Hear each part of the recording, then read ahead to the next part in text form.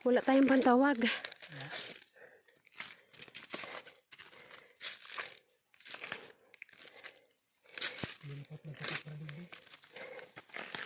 Ito. Ha? Ay.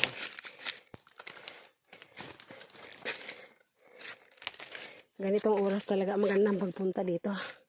Para hindi ganun karami lamok. No? Saka para medyo maliwanag. Ito lang yata pinaka-ahon dito na.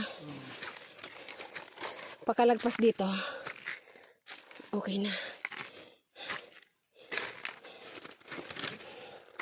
Matagal na akong hindi naka-akyat ulit ng mundo kaya naninigas pa ako. Binti.